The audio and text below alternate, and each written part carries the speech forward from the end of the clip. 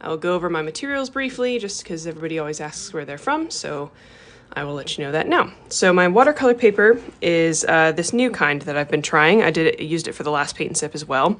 It is the Fluid 100% cotton cold press watercolor paper. It's a watercolor block, which means it is bound with glue on each side here, and that helps to keep it flat. It's not glued on the sides here.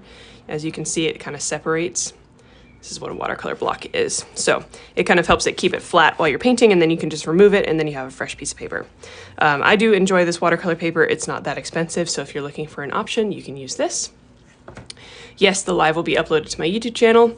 The last one, sometimes TikTok will not let me download the live. It says there was an error and I just can't download it, which is super annoying when that happens. But usually I am able to download the live and upload it to YouTube. So as long as everything goes okay, yes, it will be uploaded to YouTube later. My watercolors are Winsor&Newton here. These are professional watercolor paints. You do not need professional watercolor paints. Whatever you have is likely just fine. And then my brushes for today are Princeton Neptune for the most part. These guys with the brown handles. I will probably use this one. I forgot to get my brushes out before I started. Where's my small guy? There it is. I've got a 4 round. This is a 1/2 inch oval. This bigger one, I've got a 4 round. And then I've got a little detail one, which is from Christy Rice's painting set. So small, medium, and large brush. And I've got my water, my paper towels, all of that jazz. So the first thing that we're gonna do actually is do a little pencil sketch. And even before that, our first step is to put a little drop of water in each of our watercolor paints. So I'm just doing this to get the paint dissolved and get it ready for painting today. And since we're doing this before we sketch, it'll have a little bit of time to soak in there. So you can use a spray bottle too if you're feeling fancy. But this is usually the first step, just to get those paints ready to work with. Yeah, I think you can make your own watercolor blocks with Mod Podge. I think, yeah. Okay. Hi, Mom. Started painting with paint and sip. Such a big fan. I bought your book. Thank you so much. I appreciate it. Yeah, like I was saying before, my book has over 3,000 sales in the first month, which is super exciting. And I was really happy about that. So thank you all for, if you have purchased my book, I really, really appreciate it. Okay, so our first step here, we are going to sketch out our landscape here. It takes a little bit more sketching than our previous paint and sips because it's a little bit more of an exact landscape. But don't worry about it too much. It doesn't have to match mine exactly. So we're going to start with our horizon line. You can see we have kind of this C shape here. So we start with our horizon line a little under halfway up the paper. So I'm going to go with like right here and just sketch out a relatively straight horizon line. We can just go all the way across for simplicity's sake. You can use a ruler there too if you prefer, but you're welcome also to just kind of sketch out a horizontal line just a little bit below halfway on the paper. And I want you to use light pressure with your pencil, so you're making really light marks. I don't want any pressure on the pencil so that you can easily erase it later, okay? So then, once you have this horizon line, what you're going to do is go up the horizon line just a little bit, and we're going to create this sort of section of green right in front as the foreground. So you're just going to do a wavy line, just kind of going all the way down the page and ending kind of almost to the right side of the page there. Okay.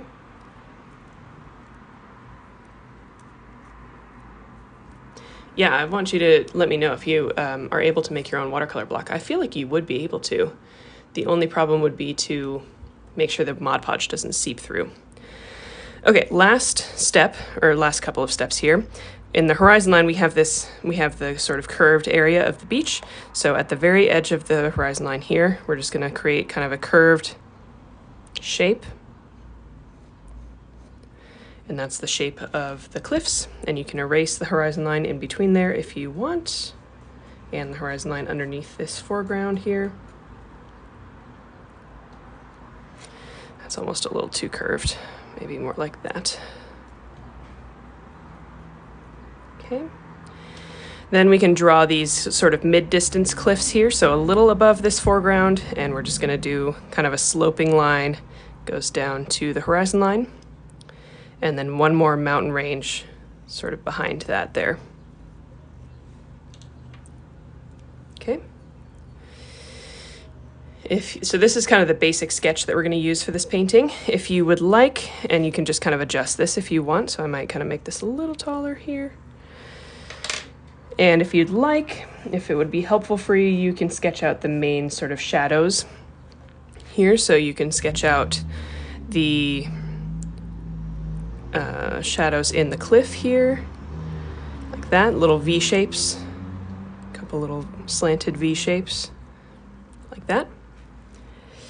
And you can also sketch out in the foreground where the cliff kind of meets the vegetation here. This is optional. You don't have to do this if you don't want to, but something like that. All right. So that's really all the sketching that we need to do. If you have an eraser, I would suggest lightly erasing what you just did so that you can still see it, but so that it's not going to show up in our final painting. So I use a kneaded eraser here, which is kind of a putty. You can see, kind of stretch it. And I can just tap on my page and it lifts up the graphite. So if you don't have a kneaded eraser, I would suggest getting one. They're really fun and they're quite cheap. And a good little fidget toy to have in the art studio too that actually has a use. So I just kind of tap it on the pencil, picks up the graphite, and now I have a very much lightened sketch. Yes, you can remove the chat. You either swipe left or right, or you can hold down the screen and say clear chat. I'm not sure which one. They update it quite often. Okay, so now that we have our sketch and our paints have been soaking for a second here, we are going to start with our painting. And as we start, I just want to make sure we understand that we are just here for an hour, we are just here for practice, and this is quite a complex landscape, so we may not get to everything today. It might go over a little bit. But I want you to just kind of take this time to practice for yourself and to enjoy painting and maybe learn something. So try not to put too much pressure on yourself to make like a perfect painting. That goes in general for all of your paintings if you're new to watercolor. It just, you know, you're going to make a bad painting and that's okay. And you just try again later. So just keep that in mind. Be nice to yourself. Be kind to me. Be kind to everybody in the chat. And we're going to have a fun time. So first step, I'm going to take a little ultramarine blue and put it into one of the sections of my palette here. And we're going to water this down a fair amount because we want a pretty light sky here, just for the atmosphere. Water it down. Okay. And I will grab a piece of scrap watercolor paper so I can swatch that for you. Looks like that. Very nice watered down blue. Hi, Dad.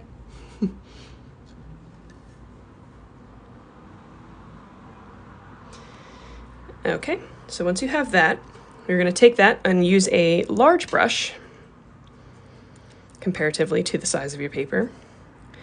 And we're going to use horizontal strokes and just start filling in from the top.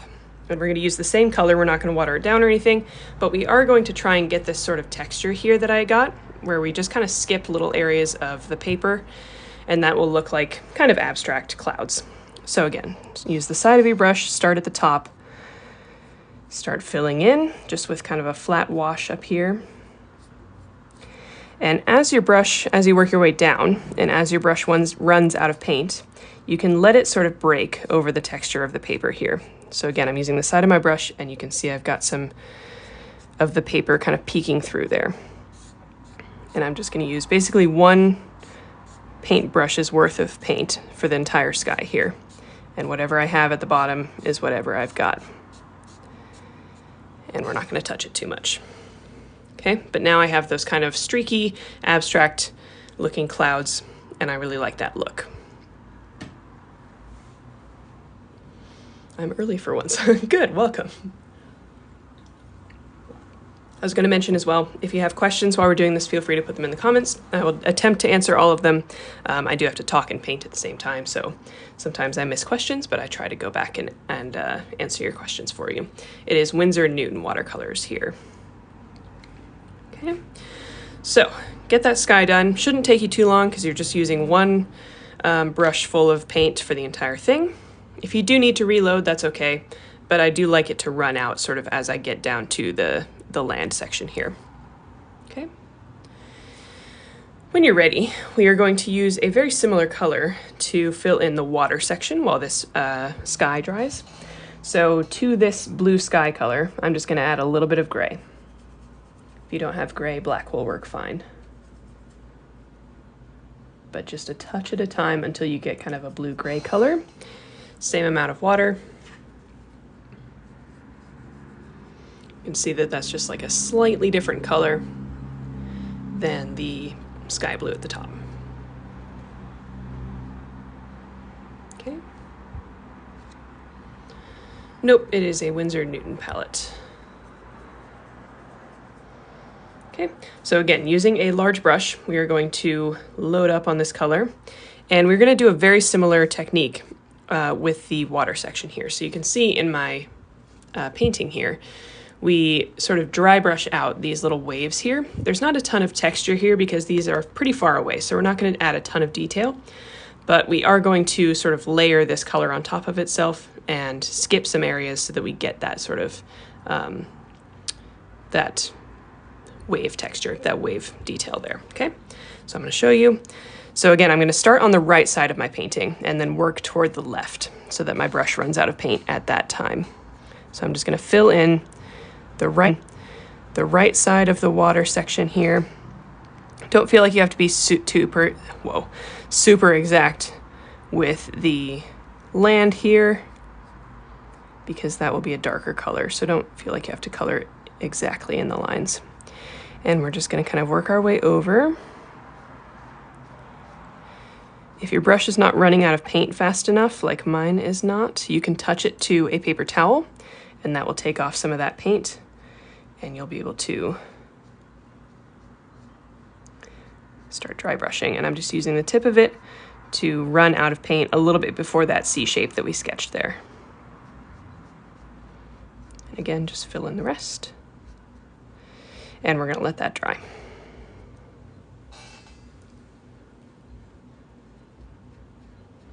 Okay, so that's kind of the beginning of our beach there.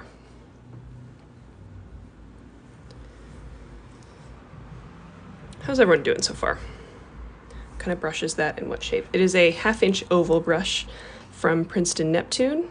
It's one of my favorite brushes, actually. I use it all the time. It holds a lot of water and you can make lots of interesting shapes with it because of how it's formed.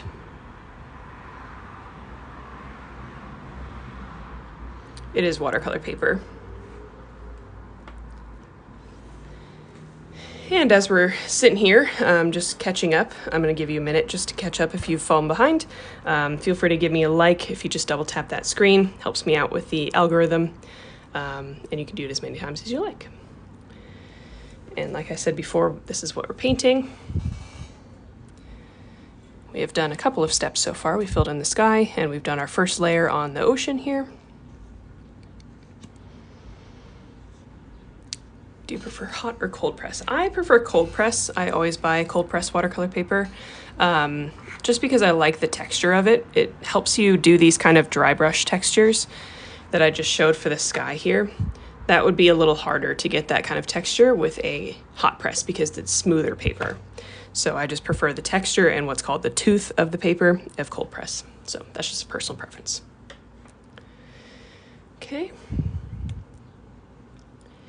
So I think we'll move on and continue adding some detail to the ocean here. So if you can see, I'm basically just going to use the same color to layer on top and add those ocean textures there. So I'm using a smaller brush.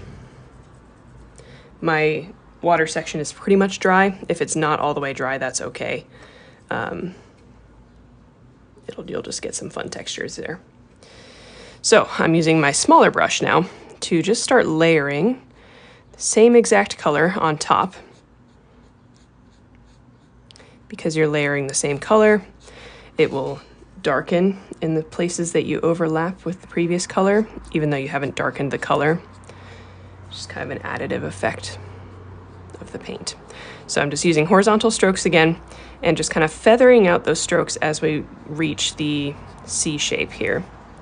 And you can even start adding, if you want, just a little bit of texture here at the beach. And I definitely forgot to leave space for the waves, so no waves. Be a more calm day on the water. And you can essentially just kind of keep working with this color, and as the paper dries, you'll get some more texture and more depth of this color where you choose to add it.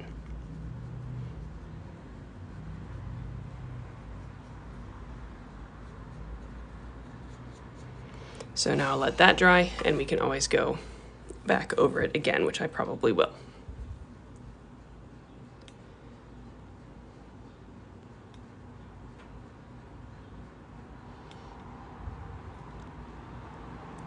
How often do you do lives? I do them every couple of Saturdays or so around at this time.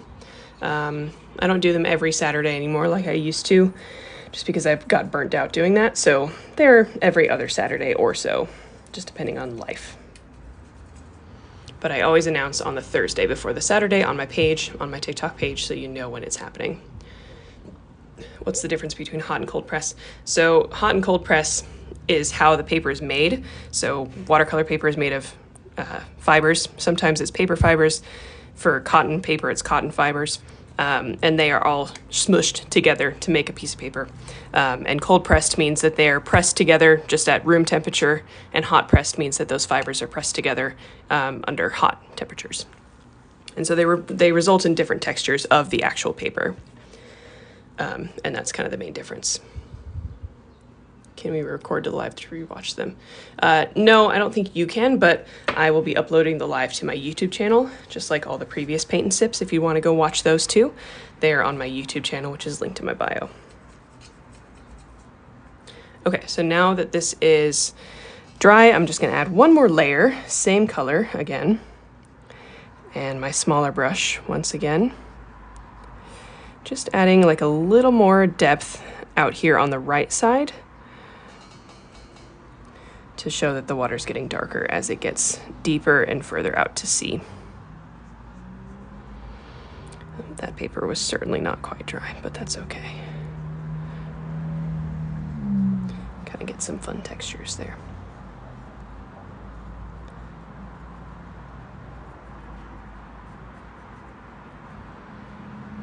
Okay, there we go. So now let's work on the land portion. Once you're ready, again, you can keep going back over this water section with the same color and just kind of building up those textures. Like I said before, you don't have to stop now. So, but we are going to move on just for time's sake, because we're over a third of the way through the time. So for our next section of land, we're going to fill in this distant land here. No details, just kind of a gray color.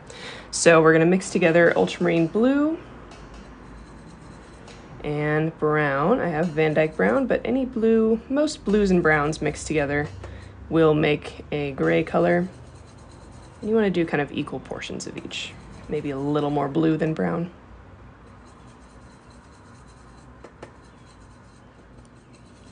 And some water. So you should come up with a color something like that. Just a nice neutral gray color. How many grams for this paper? 300. It's 140 pounds, 300 grams per square meter. Okay. So once you have this color, we are just going to fill in with a flat wash this distant land here.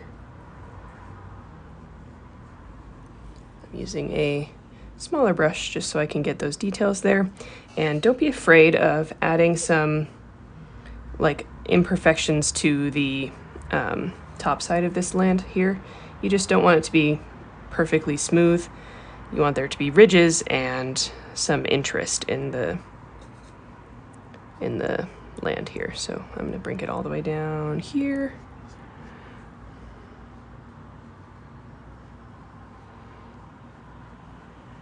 There we go. And I deviated from my pencil sketch, so I'll just erase that later. What colors do you recommend for a 12 color palette? You know what? My book has some recommendations on that. It's also just like dependent on what you are painting, because and also your style, because some people really like super vibrant colors that they then mix to make neutrals. Some people really like neutrals to mix and then a few vibrant colors, just kind of add pops of color in there. So it really is up to your style and what you like to paint on what colors that you like to use. And that just comes with like trial and error. I can't really tell you what colors to use. Okay, so once you're done filling in that land section, I want you to just make a slightly more saturated version of that exact same color. So that means just add a little more paint to that mixture that you were using before. And yeah, just a little more paint, maybe tint it just a bit more blue than gray, but mostly just more paint. We just want a slightly darker gray. So mine looks like that. I like to get tubes and I add onto my palette gradually. Yes, I do that too. I can show you. Here's my little collection of watercolor tubes. And I just refill these pans when they run out so that I don't have to buy new watercolor palette every time. Yeah, there you go. The book is called Watercolor Wanderlust. Thanks, Dad. Appreciate it. I just got some watercolor tubes. How exactly did this work? So the watercolor tubes, I'll just bring that back out while we're catching up here. So the watercolor tubes, you can see, come in like this size, and you can either paint with them straight out of the tube as kind of a liquid watercolor.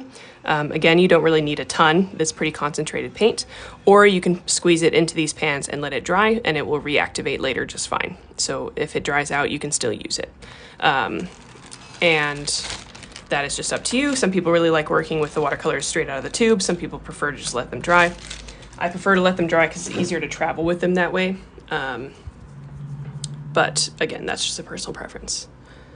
Winsor&Newton Cotman versus professional. I like the professional ones better. I find I have a couple ones here that are Cotman because I wanted to test how they were, and I just don't find them to be as pigmented. And I am a professional artist, and so this is like part of my business expenses. So I think Cotman would work perfectly fine if you are just a hobbyist or, you know, don't care all that much about how pigmented your paints are. But just for me, because I paint a lot and I sell my paintings, I want them to be a little more saturated. So I prefer to use the professional watercolors for myself. Okay, sorry, I have other questions there. I will answer them in a second, but now that you've got that darker gray, we are going to fill in the shadows of the cliffs here. So those V shapes that we drew when we sketched out our cliffs here. Just gonna fill that in with a flat wash of this gray color.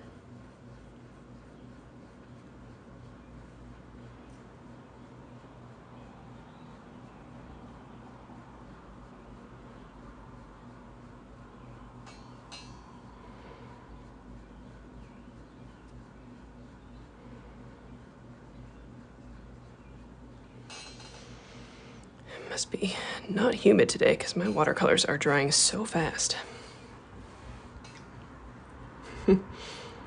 Thank you so much. You guys are so sweet.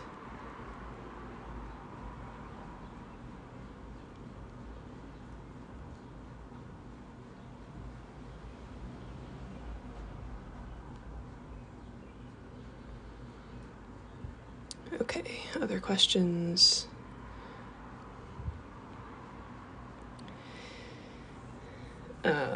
Yeah, I agree with all of you. I just think the professional paints are a little bit better, but they are expensive. Now, if you do buy them out of the tubes, they are way less expensive because you get several sort of fillings of these pans per tube, and the tubes cost about the same as the extruded, like the watercolors that you buy like already in the pan. So if you're looking to make it a little cheaper, the tubes are helpful there as well. Okay.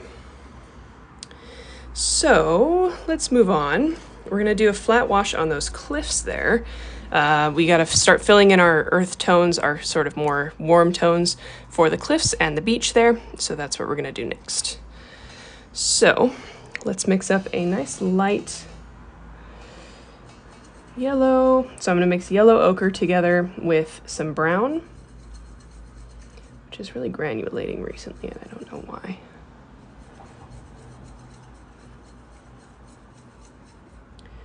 Whatever. So a pretty even mixture of yellow ochre and brown, and just a touch of ultramarine blue. Like, I mean, just like the tiniest amount, just like a little at a time, just to kind of neutralize that color and make it a little less yellow and a little more brown. So again, that was yellow ochre, brown, and just like the tiniest amount of blue. So you get that kind of color. And we can add some water to it as well. Okay, when you're ready, we are going to do a flat wash over the entire sort of mid-distance cliffs plus the beach here. So just use whatever brush you're comfortable with. I would recommend a brush big enough to cover this area relatively quickly. And flat wash it. And then once you get to the beach here, we're gonna do kind of the opposite of what we did with the water. So we're just gonna flick the paint in this direction now, so that you leave a little bit of white space where the beach and the water meet, just to show kind of the sea foam and stuff like that. You can add some little dashes in there too. Hopefully you can see that. I can zoom in a little bit, what that looks like. Okay, don't overthink it too much, just kind of go for it. And then we can continue filling in over here.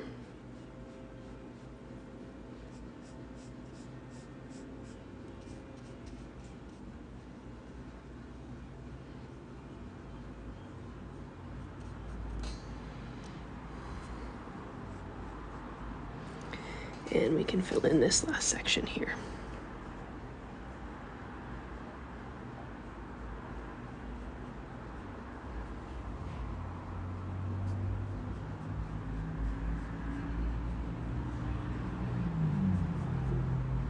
There we go. Yes, the paper is 300 grams per square inch, 140 pounds.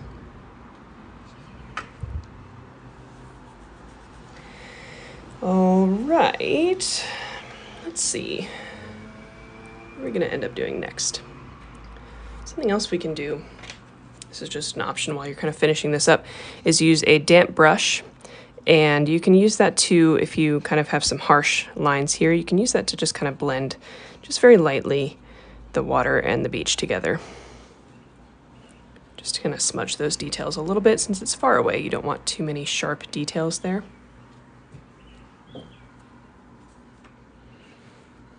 Favorite watercolor sketchbook? It is from Etcher. They are very kind and they work with me on my watercolor supplies, but they have these sketchbooks called the Perfect Sketchbook. Oh my god, they're so nice. I've almost filled up all of this one, and they sent me a new one, which is very kind of them. They are a little bit more expensive, so that's the only thing, and that's why I'm very grateful that I get them for free in exchange for promotion. But I would buy them if I had to.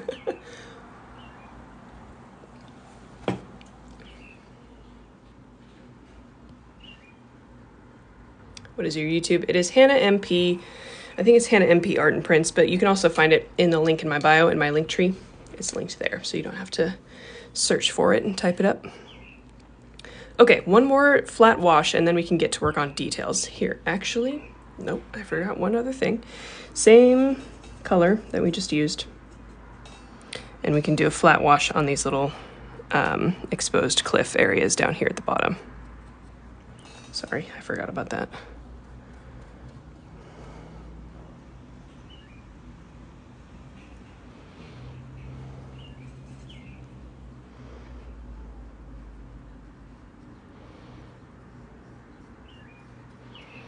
Okay, there we go. And now we can mix up our color for our last flat wash. And it's just going to be a green color. So I'm going to mix together sap green, a little bit of blue, and a little bit of burnt sienna, which is kind of an orange color. So you can substitute orange if you don't have burnt sienna. And you're just going to kind of mix these colors together until you get a green that you like. It should be kind of an earthy, earth-toned green. This reference photo is from California, so we don't have a ton of like super vibrant greens. We want them to be more earthy, a little bit more brown toned. So that's that green there that I just mixed. Good look at this sketchbook painting. I think this is what you're referring to, this painting that we're working on here. I'll hold it here while I fill in this section. Let's see if I can fit everything. There we go. So you can see it. And then I'm just going to take my brush. Probably should use a bigger brush.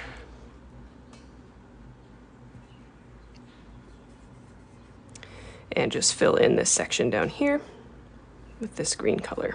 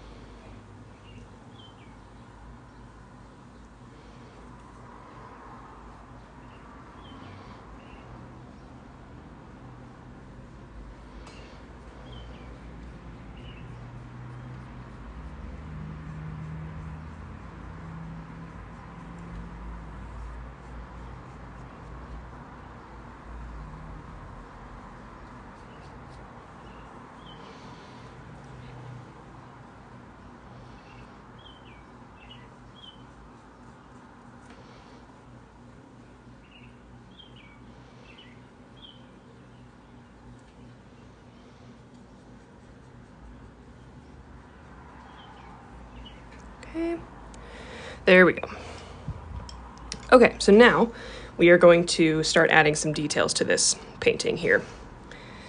So we're going to go back and work on those sort of middle distance cliffs there, mixing together more of a brownish color. So again, yellow ochre plus brown, a little more brown this time, and a little ultramarine blue just like last time.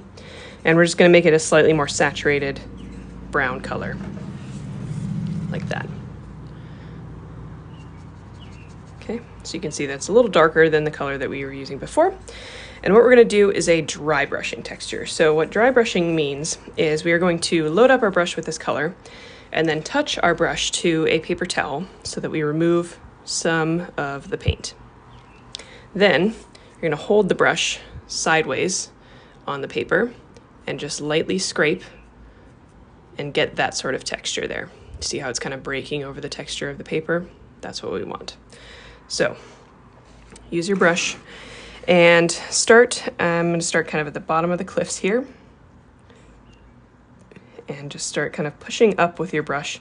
First couple of strokes you might not get that texture, but as your brush runs out of paint, you will start to, and that's the texture we're looking for. So you can go from the top and the bottom and just leave some areas kind of blank as you work your way across. This distant cliff is going to be darker here, so you can fill it in with a little bit more of that color and then continue with that dry brushing texture. And same thing over here. I can get you closer there too so you can see it better. The green was sap green, ultramarine blue, and burnt sienna. So you can see it's not really getting that texture there, but if I take the paint away from my brush even more then I start getting that texture.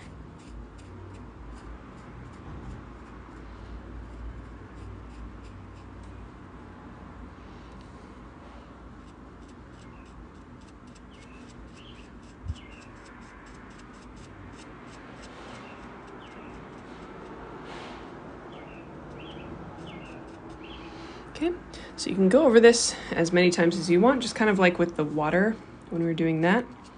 And each time you go over it, it will get darker. So just keep that in mind. You can also change up the color a little bit by adding a little bit of green to it. This is optional, but just separating that brown color into 2 different pans and adding a little green to one of them.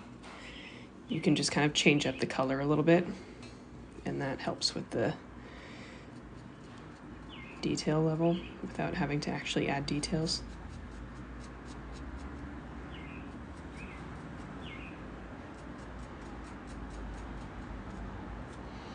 And one other option is to not do the dry brushing texture, but instead to use the tip of your brush, and you can add some little sort of cracks and these kinds of textures going down the cliff here.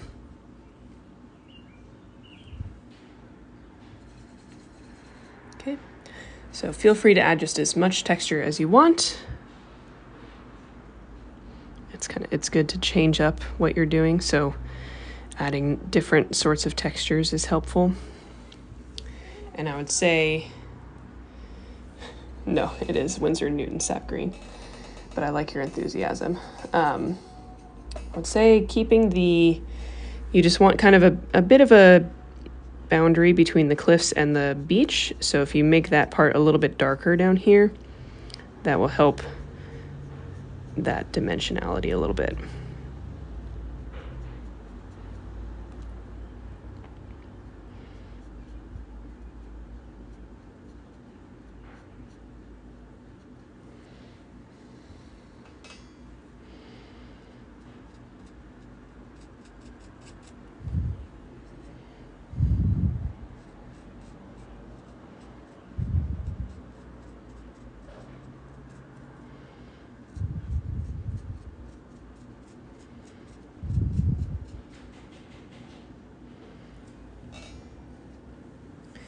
Don't want to overdo it either, so once you feel like you've got a good amount of texture, it's always good to just leave it alone for a bit. You can always go back and add more if you want. Last thing I'm going to do is use the color that we used for those shadows there and add just a few kind of individual shadows here. So this blue-gray that we used here, you can go back in and add some other little shadows kind of throughout the cliffs here.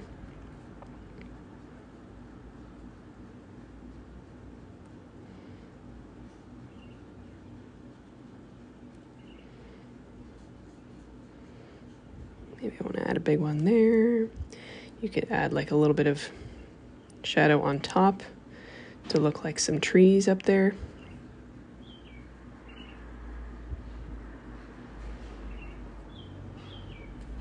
Lots of options. Feel free to kind of make it your own.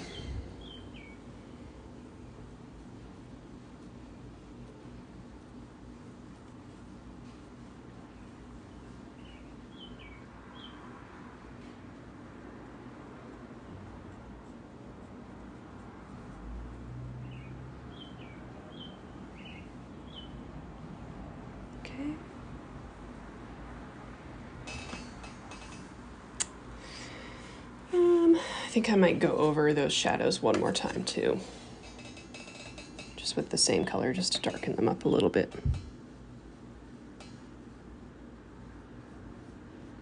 I feel like they'll match the landscape a little bit better once I do that.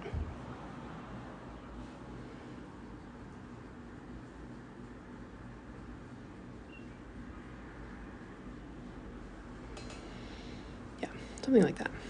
Or using reference photo. I am not technically, I mean, I'm using the painting that I created, and that painting is based off a reference photo. So I'm just kind of going off that painting and what I remember of this landscape. You repeat the intermediate brown on the hills to do the texture. Yeah, it's just a darker version of the brown we were using before. It is yellow ochre, brown, and a little bit of blue. Okay, so there's that sort of effect you can see there. I'm probably going to leave it alone for now. I might go back later and add some more texture, but it's always good to underdo, and then you can always add later versus overdo and not be able to change it. So we're just going to leave that there. Okay. We do need to do that same thing on these cliffs here, but we're going to use darker colors because you can see they're closer to us. And so these are more muted colors. These are more vibrant and saturated colors. So you're just going to use a little bit more yellow than we were using before, mixed in with that blue and brown. So there's the yellow. You can mix in a little brown and a little blue, but mostly yellow. And we're just going to use that same dry brushing texture here in the foreground. And again, you can change up this color formulation, add more brown, add less brown, add more yellow as you work, just to give it kind of that color variation.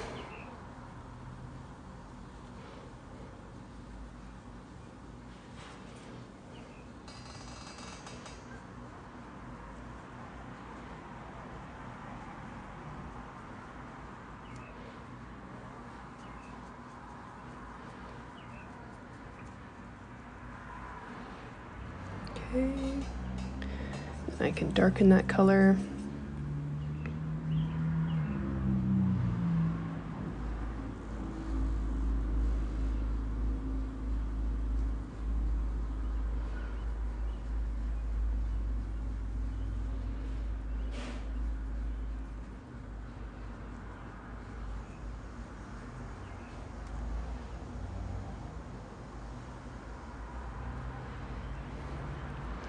Can add some more blue to it to make a really dark shadow color, and just put that kind of around the edges, or add some cracks and stuff throughout the cliffs here.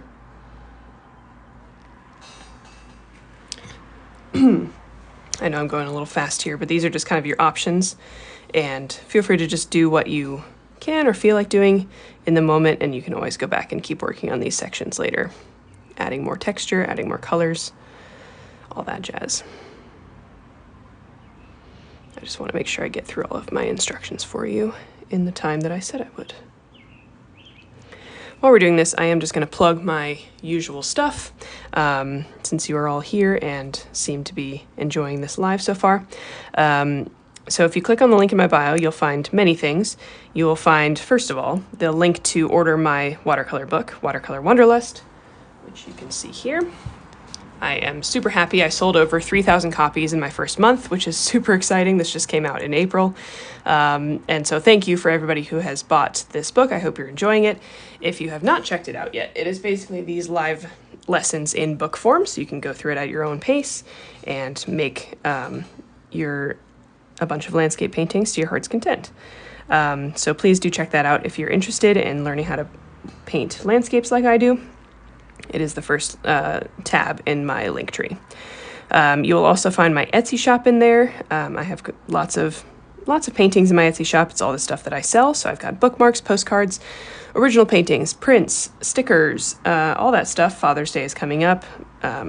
Dads like art too, so make sure you get some art for your dad or the dad in your life, or just a gift for yourself, or it's never too early to start holiday shopping, all that stuff. I've also got my art supply recommendations in my bio in the Amazon storefront, so if you want my specific art supply recommendations, you can check that out there, and that helps support me too.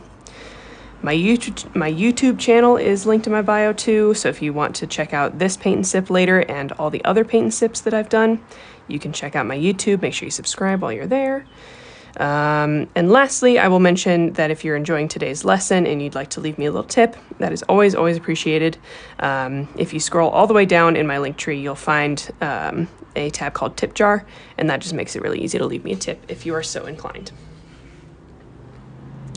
So, overall, if you're liking this live and want to support me in any way, check out my link tree for all of those options. And if you don't feel in the right space to support me financially, you can also support me on social media, giving me likes, comments on my videos, follow, all of that kind of stuff is also very helpful. So watching my videos all the way through, all of that kind of stuff helps me out a lot too. So you can do both, or you can do one of those. Any support that you can give me is always appreciated. This is my life, and I only support myself with my art. So however you can support me is always very appreciated. Okay, so now that we filled in all of our cliff details here, we're going to do our last little details here, which is just the foreground. So we are going to do one more layer of green on this here so that it gets a little darker, and then we're going to add those details there. Okay, so we're going to mix up that same green that we used before, just a more saturated version of it. So sap green, burnt sienna, and ultramarine blue. And you can just kind of go back and forth between those colors until you get the green that you like. Doesn't have to match mine exactly, but we're just looking for kind of an earthy green here. And when you have it, just do one more flat wash on this foreground section.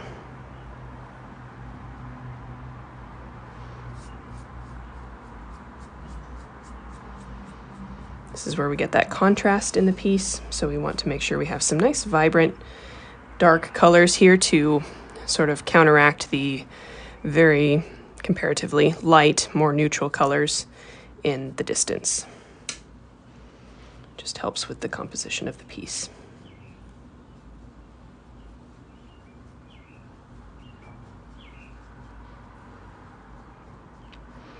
And I'm just kind of painting around the cliffs that we painted there. Feel free to add some little dots if you want, kind of overlapping the cliff to just show like little bits of little leaves or little bits of greenery that kind of grow down the cliff there if you want. That's getting a little fancy, but you're welcome to do that if you are so inclined. What palette do you use? Yeah, Winsor&Newton. Thank you very much, Dad. Dad's the MVP, replying to all your comments.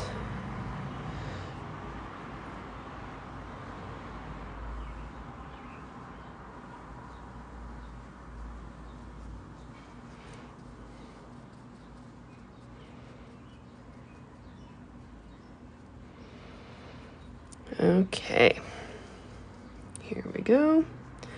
So now we've got this filled in with a nice darker green. You can see it's drying a little lighter than it looks when it's wet. That's normal for watercolor.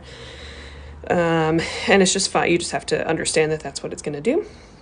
While we're waiting for that to dry, we can just mix our last color. So you're going to keep that green that we just mixed because we might use it one more time. So if you need to, you can mix a little bit more of it.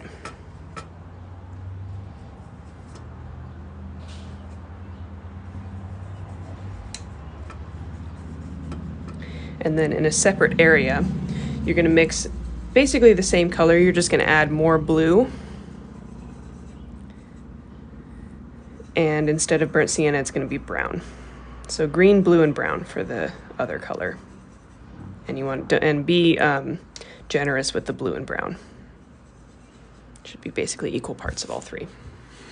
My parents are very supportive. I'm very thankful. They both log on to these lives when they can. So there's that dark green that I was talking about. Again, green, blue, and brown this time instead of burnt sienna.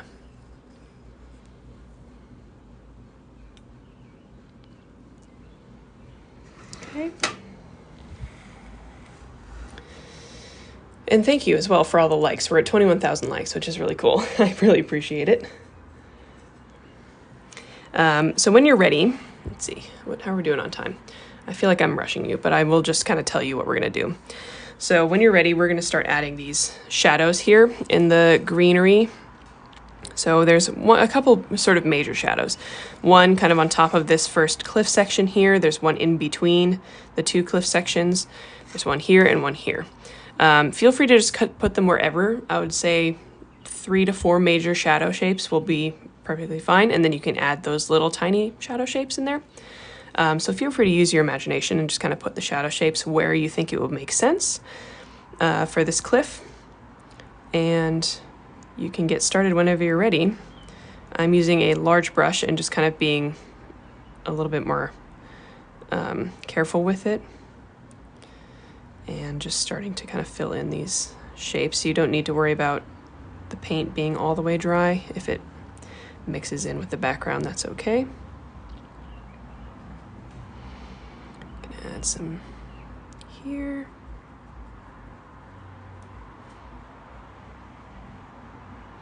And feel free to switch to your smaller brush. I probably will in a second if you feel like you want a little more control.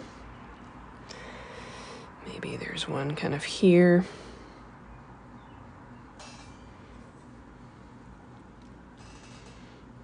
Haven't used watercolor since the blizzard of 1978. That's funny. Maybe today's the day.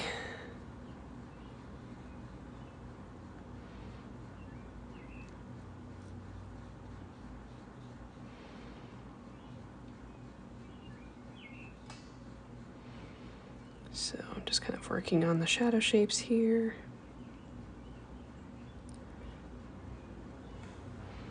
And then when I'm done with these larger shadow shapes, I am definitely going to switch to my smaller brush.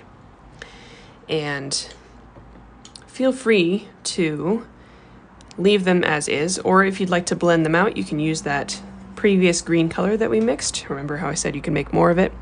And you can put that around the edges of these shadow shapes. And you will still get some harsh lines, but they will be blended out a little bit better because they will be mixing with that color that's in the background. So feel free to do that. I would not suggest doing it everywhere, but every once in a while it will help kind of blend in those shadows and make them look less harsh. So I might do that up here a little bit.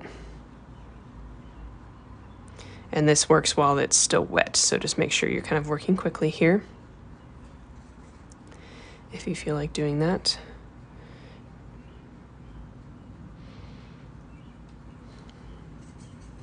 Then I can switch back to my darker shadow color and just start adding a few little kind of shapes in this open space here just to fill it in. Don't want it to be just an open space. This is also where you can use that dry brushing technique that we were using before if you prefer.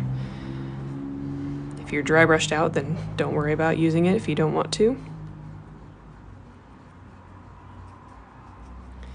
But always good for grass textures, especially here.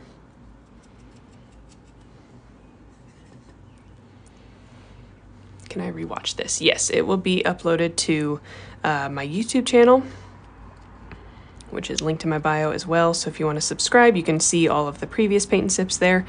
Plus this one will be uploaded ideally later today. Like I was saying before, sometimes TikTok has an error and I can't download my live for whatever reason, which is super annoying. That's what happened last week. But as long as everything goes all right, then yes, this one will be uploaded later today as well. Okay, I can see myself kind of going a little overboard with with this texture, so I'm just going to take a break and just kind of see how this dries and see what I might need to add in addition. I just feel like there needs to be something more right here, so maybe I'll just add one larger shadow there.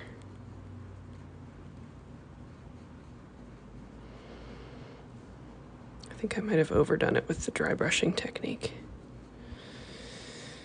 which I have been known to do. Okay. I think that's probably good, and I should probably just leave it alone. Waves. So here's the thing about the waves. I messed up. And I forgot to leave the white spaces.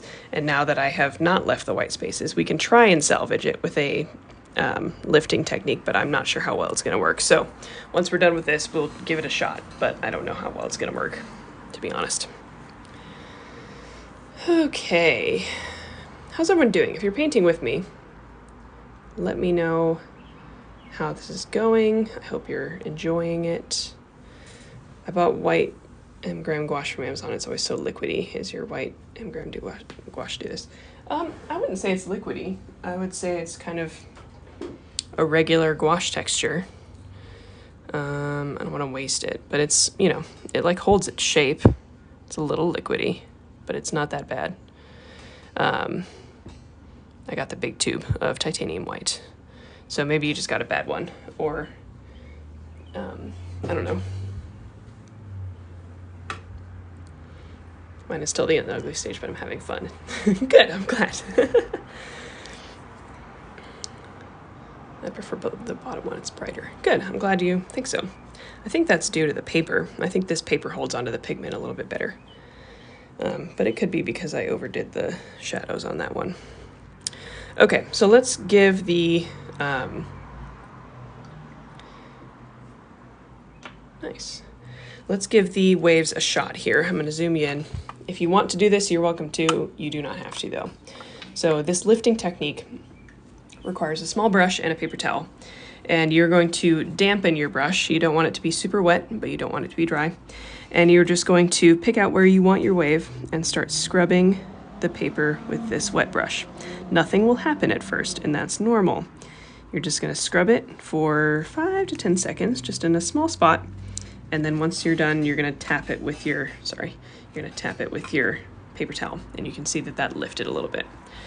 I don't think this is gonna work all that well for these waves because we're not gonna get it bright enough for it to make sense, but it's worth a shot. So I'm just using my brush, scrubbing in a circle, and then dabbing it firmly with a paper towel.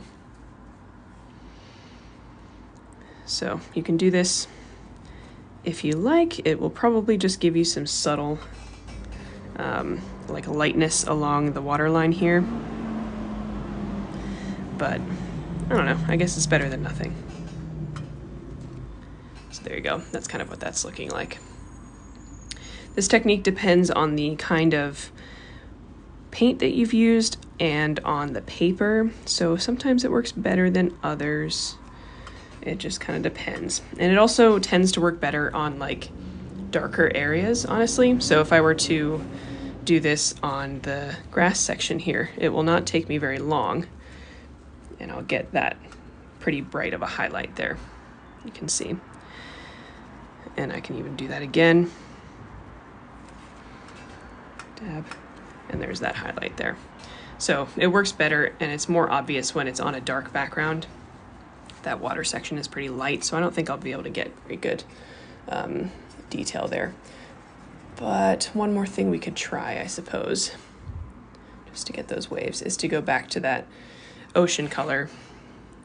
And after I've lifted, I can use that gray paint to kind of go underneath the waves here. And maybe by contrast, they'll stand out a little bit better.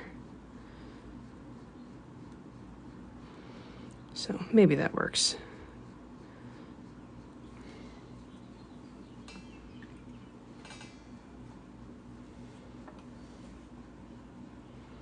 Blend that out a little bit. So I guess not bad, but it would have been better if I had left that area blank and I just forgot. I was too caught up in everything else I was doing, so that's my bad. But not terrible.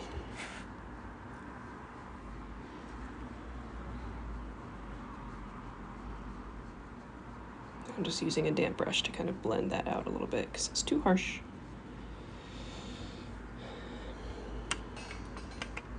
I have not reached my landscape era. That's okay. We don't all reach the landscape era at the same time. Okay, I am going to remove that highlight because I don't like how that looks. So we're just going to paint right back over that. Still probably be a little highlight there, but that's fine.